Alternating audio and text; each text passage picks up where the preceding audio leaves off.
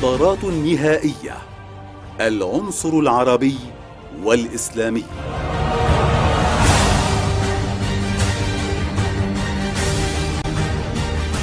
بات من الواضح أننا أمام مخطط متكامل يتحرك بخطوات محسوبة بعناية شديدة.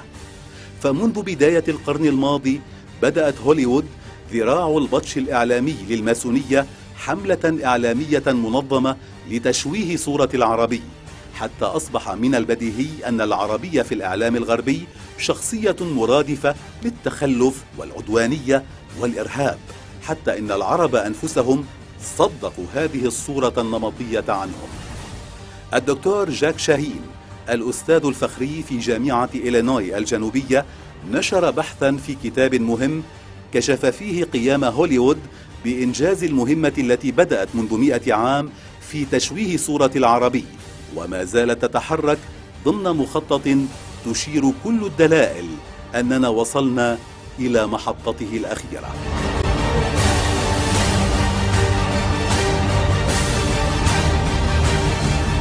Arabs are the most maligned group in the history of Hollywood. They're portrayed basically as subhumans. Untermenschen, a term used by Nazis to vilify gypsies and Jews. These images have been with us for more than a century.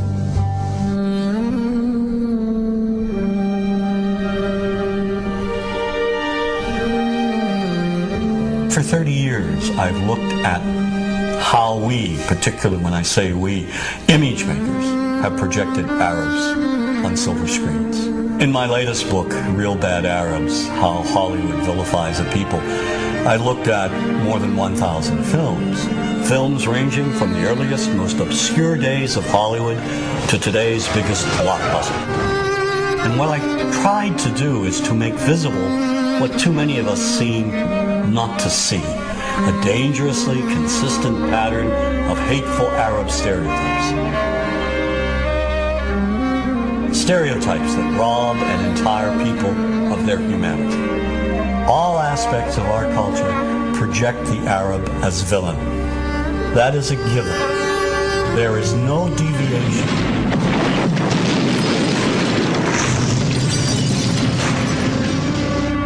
We have taken a few structured images and repeated them over and over again. You are hostages of the Holy Freedom Party. Whether one lives in Paducah, Kentucky or Wood River, Illinois, we know basically the same thing. Listen to the sound of our God.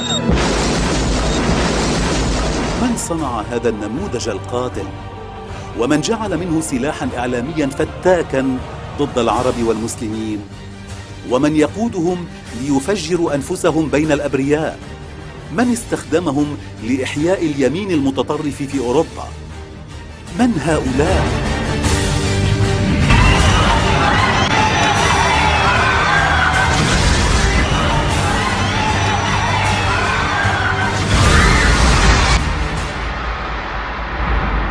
We know the mythology, namely Hollywood's images of Arabs.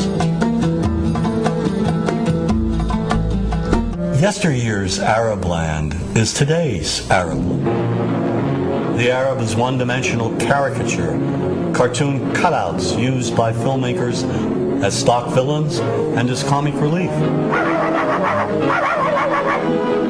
And so over and over we see Arabs in movies portrayed as buffoons, their only purpose being to deliver cheap laughs.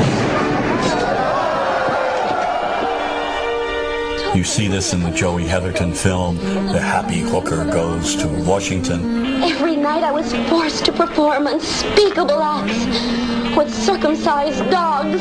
Oh, dogs are better than sheep. They're cleaner, I know, I've tried both. The stereotype has become so widespread that it's become invisible to people, and the reason being is that we've all grown up with these images. Just look at television. We now have TV shows telling us that, in addition to the Arab terrorists over there, American Arabs over here are also terrorists. Then there's Showtime's Sleeper Cell. Here, a sinister network of Islamic groups operates on American street corners. any homeless man could be part of this network. Even Western-looking Arabs are part of this anti-American conspiracy. And this paranoia runs deep. So when innocent Arabs are killed, when they're bombed, maimed, wounded, when they're tortured in places like Abu Ghraib, is it really any surprise that we don't feel any compassion?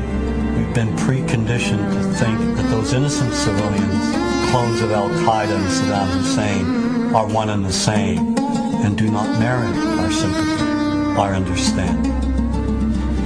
And that's very dangerous. الجدير بالملاحظة أن الخطة بدأت تأخذ ملامحها النهائية من خلال تشويه صورة العربي كقومية وتشويه صورة المسلم كدين، واستخدموا القاعدة لتشويه الإسلام والقادة العرب مثل صدام كنموذج للعربي السيء، والاثنان هما صنيعة مخابراتية أمريكية بامتياز.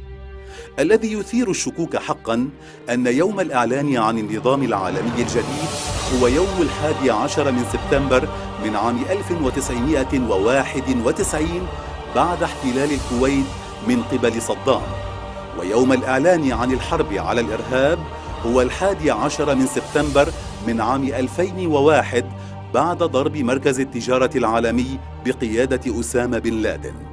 فهل هذه صدفة؟ أم أن لهذا التاريخ أهمية دينية لدى المخططين الكبار؟ لنبدأ من بدايات الخطة الكبرى التي كشفها عميل المخابرات الأمريكية السابق الشهير جون بيركنز في اعترافاته أمام مجموعات جنود السلام الأمريكية المعارضة في مدينة سياتل الأمريكية. In the early 70s, OPEC didn't like what we were doing in Israel. Same old story. And so they cut off our oil supplies. So some of you will remember these long lines at the gas stations. And we feared we were going to have another depression like the 1929 depression. And so the U.S. Treasury Department came to me and other economic hitmen and said, listen, you know, we can't allow OPEC to blackmail us anymore. You guys got to come up with a plan so this will never happen again.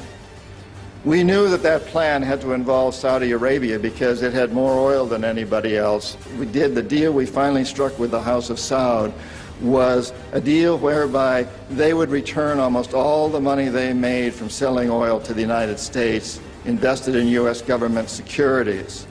The U.S. Treasury Department would use the interest from those securities, which over the years has amounted to trillions of dollars, to hire U.S. companies to westernize Saudi Arabia, build petrochemical complexes, desalinization plants, whole cities out of the desert, McDonald's and all the other things that go along with our Western culture. The House of Saud would also agree to keep the price of oil within limits acceptable to the oil companies, possibly not acceptable to you and me, but acceptable to the oil companies. And this is very, very important. They agree that they would never, ever sell oil for anything other than U.S. dollars. It was an amazing deal, the deal of the century. It was history-making, incredibly powerful deal that we struck with Saudi Arabia. The corporatocracy looked at this as an incredible success. I had done my job. We economic hitmen did a great job with that one. So we decided that Saddam Hussein ought to accept something very similar.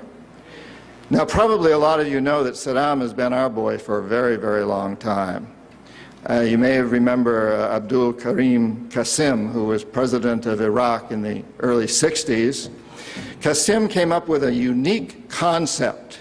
He said, Iraqi oil ought to go to benefit the Iraqi people. How novel is that?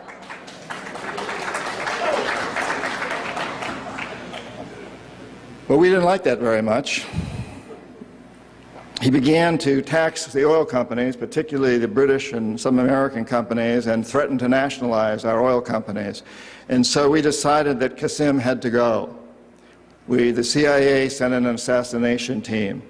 It was headed by a man who was still going through high school, an Iraqi citizen who was still going through high school.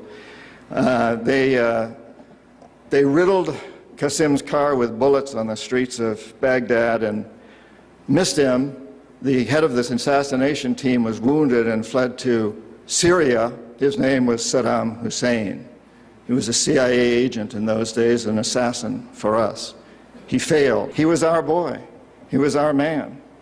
And so, and we sold him a lot of, and gave him a lot of tanks. We built him, Bechtel built him big chemical, I ought to know, my father-in-law was chief architect at Bechtel, built Saddam big chemical plants that were used, and we knew that they were used to make mustard gas and other chemical weapons that were being employed against the Kurds and later the Iranians. We knew this, but we sold him these things. You have to remember that Middle Eastern oil is the oil that's used by a great deal of Europe and China and Japan. If we control Middle Eastern oil, we control our biggest potential competitors, Japan, China, Europe.